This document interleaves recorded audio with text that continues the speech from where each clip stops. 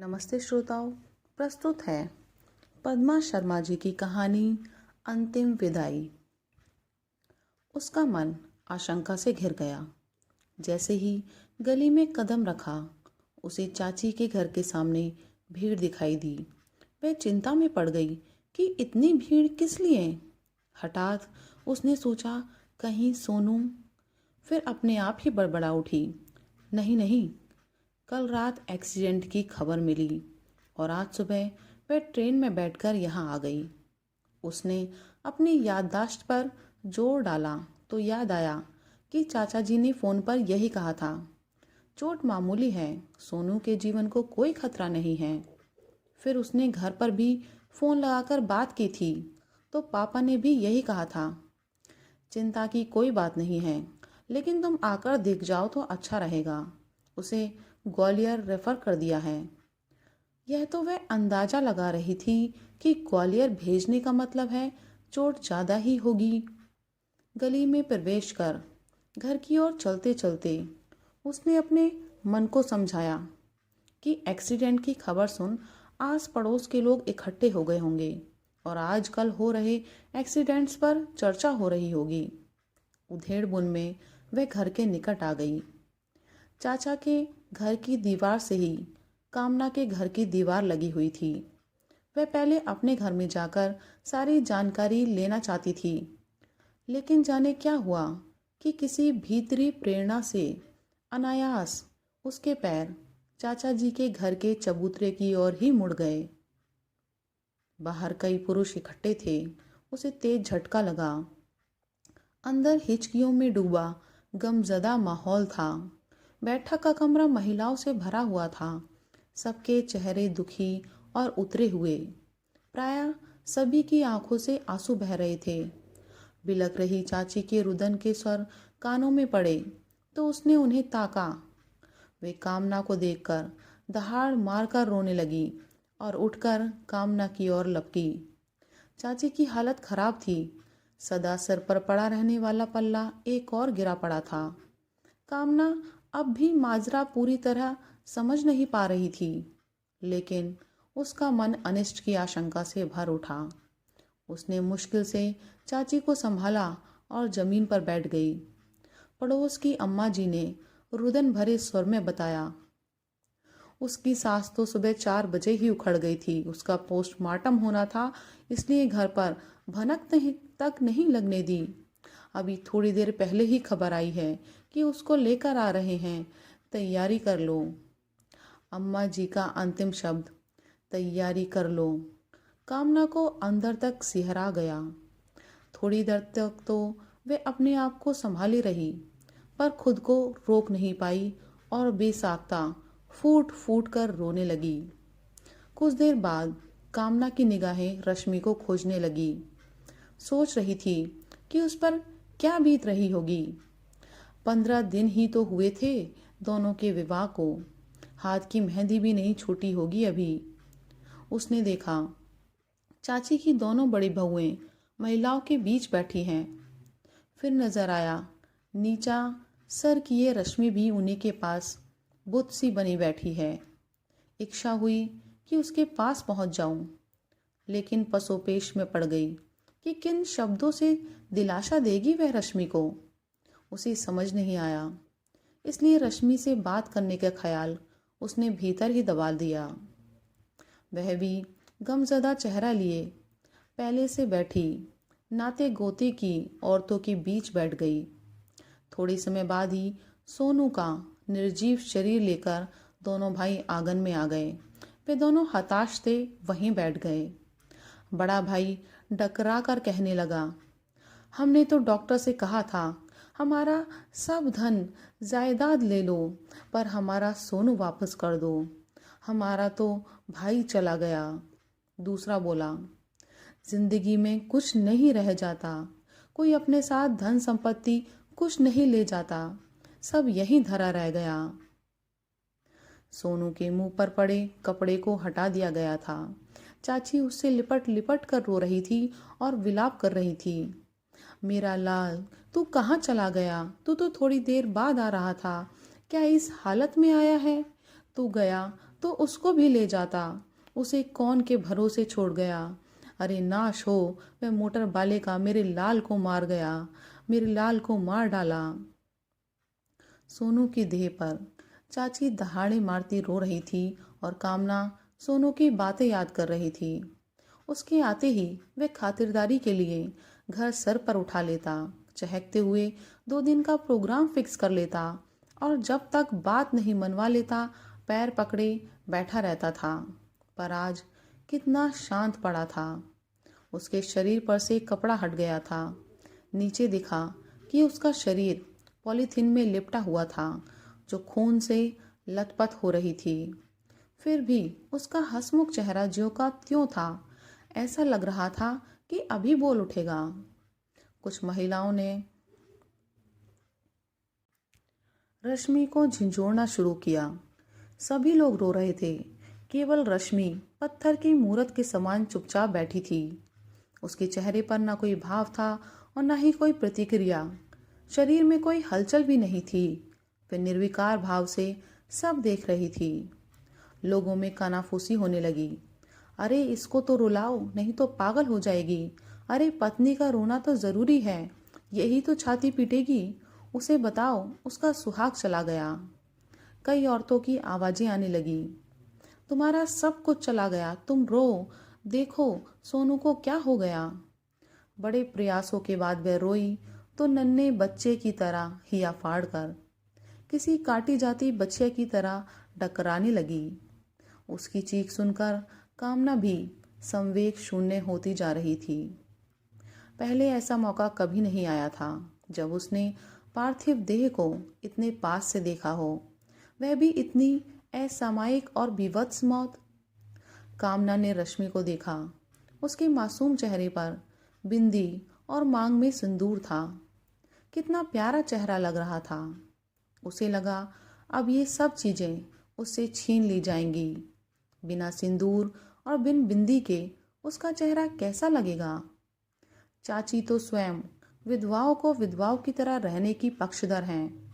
याद है कि यहीं पड़ोस की एक नन्ही लड़की जब खाली हाथ हो गई थी और वह बिंदी लगाए चूड़ी बिछिए पहने घूमती थी तो चाची ने ही सबसे ज्यादा विरोध किया था।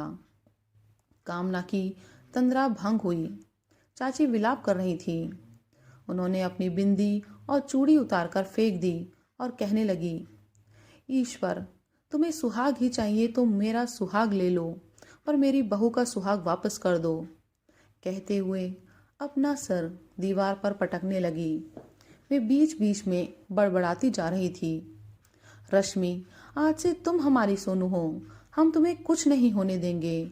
हम तुम्हें कहीं नहीं जाने देंगे। वे कुछ देर रुकती, फिर बोलना शुरू कर देती। वे कहने लगी, मुझे मालूम होता कि मेरे सोनू की उम्र इतनी कम है तो मैं कभी उसका ब्याह नहीं करती। इसकी जिंदगी तो बर्बाद नहीं होती। कामना यह सब सुनकर स्तब्ध थी। उसे लग रहा था कि चाची बहू को ही दोष देंगी कि तू मेरे बेटे को खा गई। लेकिन चाची ने ऐसा कुछ नहीं कहा, बल्कि वे रश्मि के प्रति सहानुभूति दिखा रही थी। कामना को लग रहा था हो सकता है कि सबके सामने चाची रश्मि को कुछ नहीं कह रही हैं। सोनू चाची का सबसे लाडला बेटा, सबसे छोटा होने के कारण लाड़ का हकदार भी। इस वजह से रश्मि भी चाची की लाडली बहू है। लेकिन इस स्थिति में हर औरत बहू को ही डाकन बताती। सो कामना को लग रहा था कि बेचारी रश्मि, बेचारी रश्मि। यह वाक्य चाची ने उस दिन कहा था जिस दिन सोनू के ब्याह के बाद रश्मि ने रसोई में प्रवेश किया था और इतने बड़े परिवार के लिए खिचड़ी बनाई थी। दरअसल रश्मि अल्हड़ थी और अबोध भी। सुंदर ऐसी कि प्लास्टिक की गुड़िया लगे। उसकी सुंदरता देख दूसरी बहुएं जल भुन गई थी, स्त्री सुलभ ईर्ष्या के कारण। बचपन में माँ मर गई, सो माँ के लाड़ की भूखी थी। चाची को देखा तो हुलस कर रो उठी। चाची भी द्रवित हो उठी थी। फिर दूसरे दिन अपनी अटैची में से निकालकर अपना बचपन का एल्बम के फोटो सबको दिखा रही थी कि एक फोटो देख चाची काट सी हो गई। बचपन में रश्मि को किसी ने लड़के के कपड़े पहनाकर फोटो खींचा था। वह फोटो सामने था। कामना ने टोका तो चाची ने यादों में बुदबुदाते हुए कहा, ऐसी ही तो लगती थी चिम्मी, मेरी चिरैया। फिर लंबी सांस खींचकर रश्मि को खींचकर सीने से लगा लिया था उन्होंने। सब चकित थे। जालिम सास के रूप में ललिता पवार को लजा देने वाली चाची में यह परिवर्तन। और सबको याद आ गई थी चिम्मी, चाची की सबसे छोटी बेटी, जो बचपन में ही अकस्मात चल बसी थी। तब से चाची रश्मि में बहू नहीं, संभवतः बेटी देखने लगी थीं। सोनू की पार्थिव देह कफन में लपेटकर अंतिम यात्रा पर चल पड़ी। औरतें क्रंदन कर रही थी। कई घंटे ऐसे ही बीते। घर के पुरुष अंत्येष्टि करके वापस आ गए थे। कामना ने कंधा देने वाले पुरुषों के कंधे पर तेल लगाया, जिससे उनके कंधों से अर्थी का बोझ उतर जाए। रिवाज के अनुसार विवाहित लड़कियां रुकती नहीं हैं। कामना भी जाने लगी तो चाची की याचक निगाहों ने उसके पैर बांध दिए। वे फूट फूट कर रोने लगी।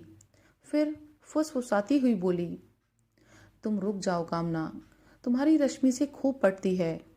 तुम चली जाओगी तो उसे कौन दिलासा देगा। उन्होंने कामना का हाथ पकड़ लिया। कामना ने कोई उत्तर नहीं दिया। वह चुपचाप खड़ी रही।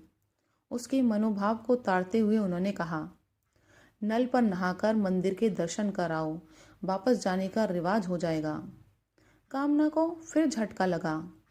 चाची जैसी रूढ़िवादी महिला आज इतना आधुनिक कैसे सोच रही है। कामना वही ठहर गई। चाचा के 3 बेटे हैं। 2 बड़े बेटे हैं और उनकी बहुएं भी हैं। सोनू तीसरा बेटा था। बेटी कोई नहीं थी। बड़े भाई की बेटी कामना को ही इस घर में बेटी का दर्जा मिला हुआ था। पूरे कुटुंब में चाची तेज तर्रार और हठीली मानी जाती थी। वे रीति रिवाजों का बखूबी पालन करती थी। यहाँ तक कि उनके चेहरे से लाज का पल्ला भी नहीं उघड़ता था। जब वे अपनी बात पर अड़ी हो जाती तो चाचा जी भी कुछ नहीं कर पाते थे। उनके कारण ही चाचा और पापा में बंटवारा हो गया था। सभी चाची के लड़ाकू स्वभाव से परिचित थे, जिसकी खबर आसपास के तमाम बिरादरी भाइयों में भी फैल गई थी। फलस्वरूप कोई भी अपनी बेटी उनके घर में देने से झिझकता था। अभी 15 दिन पहले ही की तो बात है। मुश्किल से एक गरीब घर मिला जब सोनू का विवाह हुआ था। दरवाजे पर बहू बेटा लेते समय रश्मि के मायके से आई डलिया में गुना मैदे का बना गोल कंगन की आकृति का खोजा गया। वह नहीं मिला। शायद रश्मि के घर के लोग वह रखना भूल गए होंगे। तब चाची ने हाय तौबा मचा डाली थी। वे जिद कर रही थीं कि गुना के गोल घेरे से बहू का मुख देखा जाता है। कामना ने उन्हें बड़ी मुश्किल से समझाया, तर्क दिया। पहले हाथ के कंगन से ही बहू का मुंह देखने का रिवाज था, लेकिन उस समय सभी के पास सोने चांदी के कंगन नहीं हुआ करते थे, इसलिए मैदे के बने कंगन का तरीका निकाल लिया होगा।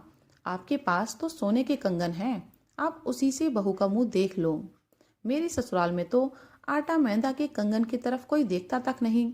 वहां मेरी भी मुंह दिखाई सोने के कंगन से ही हुई थी। चाची ने अंततः कामना की बात मान ली थी। आज तीसरा दिन था। रश्मि का श्रृंगार उतरना था। पड़ोस की महिलाएं जैसे ही उसकी चूड़ियां उतारने लगी, चाची अरावली पर्वत की तरह बीच में आकर खड़ी हो गई और रोते हुए बोली, इसका यह रूप मैं कैसे देख पाऊंगी। इसको देख देख कर और ज़्यादा याद आएगी कि मेरा सोनू नहीं है। इसे ये सब चीज़ें बख्श दो, मैं तुम्हारे आगे हाथ जोड़ती हूँ। कहकर वे गिड़गिड़ाने लगी। उनके रुदन में इतनी कसक, इतनी वेदना और इतनी तड़प थी कि महिलाओं के हाथ रुक गए। उनमें से एक बोली, तुम ठीक कहती हो कस्तूरी, लेकिन आज के दिन सब बहुएं अपना सुहाग का सामान नया पहनेंगी। इसका भी तो सुहाग का सामान बदल देना चाहिए। रश्मि को भी वे सब सामान नए पहनाए गए थे। वह फिर से नई नवेली दुल्हन की तरह लग रही थी। चाची उससे लिपटकर रोने लगी। धीरे धीरे समय गुजरता जा रहा था। कामना बीच में 6 मासी के लिए चाची के यहाँ आई तो पता चला कि चाची ने रश्मि के दहेज का सारा सामान एक कमरे में बंद करके रख दिया है। समकाब निबटने के बाद चाची कामना को एकांत में ले गई और धीरे से बोली, कम्मो, अब तो तू एक अच्छा सा लड़का देख दे। उसने सुख ही कहाँ भोगा है। हम अपने आगे रश्मि का ब्याह कर दें तो हमें शांति मिल जाएगी। देख, इसका सारा सामान कमरे में बंद कर दिया है, जिससे इसका सामान कोई ना काम में ले। ये यहाँ रहती है तो दोनों बहुएं इससे बहुत काम कराती हैं, इसलिए मैं इसे कभी कभी मायके पहुंचा देती हूँ। कहते कहते उनकी आवाज़ भर्रा गई। थोड़ा रुककर वे फिर से बोली, मुझे मालूम होता कि मेरा सोनू एक जन्म भी इसका साथ नहीं दे पाएगा, तो मैं इसे ब्याह कर नहीं लाती। ये कहकर वे बिलखने लगी। कामना उन्हें दिलासा देती हुई सोच रही थी कि चाची का यह विचार तो बहुत अच्छा है। वे पुनः बोल उठी, देख, उसके माँ बाप तो गरीब हैं। यही ब्याह उनने बड़ी मुश्किल से किया था। तुम रुपए पैसे की चिंता मत करना, हम करेंगे शादी, हम करेंगे कन्यादान। कामना को चाची के चेहरे पर अडिग निश्चय का भाव दिखाई दिया। यह सब सुनकर वह निश्चिंत हो गई कि चाची रश्मि का ख्याल रखेंगी और उसे कोई तकलीफ नहीं होने देंगी। समय निकलते देर नहीं लगी। रश्मि का भी ग्रेजुएशन पूरा हो चुका था। चाची ने हट करके उसे परीक्षा दिलवाई थी। जब रश्मि ने ही फोन पर बताया कि चाची रात को जाग जाग कर उसे चाय पिलाती थी और परीक्षा के लिए प्रोत्साहित करती थी, तो कामना भी चाची के बदलते मातृ हृदय पर खुश हो गई। सोनू को गुजरे पूरा 1 वर्ष बीत गया था। कामना रश्मि के दुख को भूलकर अपने परिवार में व्यस्त हो गई थी। अचानक चाची का फोन आया। उन्होंने बताया कि रश्मि की शादी तय कर दी है। लड़का बैंक में है, उसकी पत्नी भी एक एक्सीडेंट में चल बसी थी। शादी का मुहूर्त जल्दी का निकला है, इसलिए सब काम तेजी में चल रहा है। चाची का कहना था कि कार्ड का इंतजार नहीं करना, जल्दी आ जाना। शादी की नियत तिथि आ गई थी। कामना अपने परिवार के साथ वहां आई। विशाल पंडाल लगा हुआ था, चारों ओर रोशनी जगमगा रही थी। चाची चमकीली साड़ी पहने सामने से आती दिखाई दी। वे कामना से गले मिली, बोली, आज मैं अपनी जिम्मेदारी पूरी कर रही हूँ। कहते हुए उनकी आंखें नम हो गईं। बारात आई। लड़का सुशील और व्यवहारिक लगा। शादी की सभी रीति परंपराएं चल रही थी। अचानक एक बहस का मुद्दा पंडितों के बीच चल पड़ा कि लड़की की एक बार भांवर पड़ जाती है तो दूसरी बार नहीं पड़ती। कुछ देर तक तो चाची शांत होकर सुनती रही। वे लाज की ओट से सब देख सुन रही थी। वहां कई बुजुर्ग भी थे। उनके सामने चाची ने कभी चेहरा भी नहीं उगाड़ा था, फिर मुंह कैसे खोलती। ये बहस चलते बहुत देर हो गई। लड़के वालों की तरफ का पंडित भी यही कह रहा था, हाँ, शास्त्रों में भी यही नियम है। चाचा शांत मूक दर्शक बने बैठे थे, पर चाची कहाँ शांत रहने वाली थी। वे विनम्र किंतु ऊंची आवाज में बोली, फेरे तो पड़ेंगे, फेरे से ही तो पति पत्नी बनेंगे, वचन हरेंगे तभी तो शादी का महत्व समझेंगे। जब लड़के के फेरे हो सकते हैं तो लड़की के फेरे क्यों नहीं हो सकते। उन्होंने कुछ देर तक पल्ले की ओट से सबके चेहरे तके, फिर बोली, मैं ज्यादा तो नहीं पढ़ी, लेकिन शास्त्र रचे किसने हैं, हम तुमने ही ना, फिर उसमें फेर बदल भी तो कर सकते हैं। चाची का तर्क काटने की हिम्मत वहां किसी में नहीं थी। चाची की बात सुनकर कामना खुश हो गई। अभी तक वह कुछ बोलने की हिम्मत नहीं जुटा पा रही थी, लेकिन अब चाची की हाँ में हाँ मिलाने लगी। चाची की दोनों बड़े बेटे कामना को एक तरफ ले गए। एक बोला, जो कुछ हो रहा है वो तो ठीक है दीदी, लेकिन मम्मी के पास खर्च करने के लिए इतना रुपया कहाँ से आया। दूसरा बोला, हमें तो चिंता है कि मम्मी सब कुछ इसी पर ना लुटा दें। कामना भौचक सी उन दोनों के चेहरे तक रही थी। बाहर से खुश लगने वाले ये इंसान कितना निकृष्ट सोच रहे हैं। उस समय उन लोगों को शांत करने के उद्देश्य से वह बोली, सब कार्यक्रम निबट जाने दो, फिर बात करेंगे। रश्मि की विदा हो चुकी थी। कुछ रिश्तेदारों ने इस शादी का विरोध किया था, फलस्वरूप वे नहीं आए थे। जो आए भी थे वे विदाई के तुरंत बाद चले गए थे। शादी के बाद मंडप उखाड़ने के लिए कथा होनी थी, इसलिए कामना को रोक लिया गया। लेकिन मुख्य मुद्दा था कि रात्रि में ही घर की पंचायत होनी थी। बड़े बेटों के मन में जो द्वंद्व चल रहा था उसका फैसला होना था। रात्रि होते ही कमरे में सभी लोग बैठ चुके थे। कामना चाचे की ओर मुखातिब हुई और बेटों की ओर इशारा करते हुए कहा, ये दोनों पूछ रहे हैं कि शादी में जो खर्च हुआ इतना पैसा कहाँ से आया। चाचा जी कोई उत्तर देते उससे पहले ही चाची ने आंखें तरेरते हुए कहा, जायदाद में सबको हक मिलना चाहिए। अब तुम लोग अपने अपने रहने का इंतजाम कर लो। इस हवेली को बेचकर हमने 4 हिस्से किए हैं। 8 लाख में बिकी है हवेली। तुम्हें 2-2 लाख मिल जाएंगे। 2 लाख हम दोनों डोकर डोकरी रखेंगे, उसी में बसर हो जाएगी। सुनते ही उनके पैरों तले जमीन खिसक गई और उन्हें लगा कि मम्मी पागल हो गई हैं। बड़े ने हकलाते हुए पूछा, और 2 लाख कहाँ गए? चाची लंबी सांस खींचकर बोली, सोनू जिंदा होता तो उसको ये हिस्सा मिलता, इसलिए रश्मि की शादी में वे रुपए लगा दिए। सुनते ही दोनों बेटे बहुएं पैर पटकते हुए अंदर चले गए। चाची का विरोध करने की हिम्मत किसी में नहीं थी। चाची आराम से बैठी थीं। उनके चेहरे पर निश्चिंतता के भाव थे। ऐसा लग रहा था कि उन्होंने रश्मि की विदाई करके सोनू की अंतिम विदाई आज की है। धन्यवाद।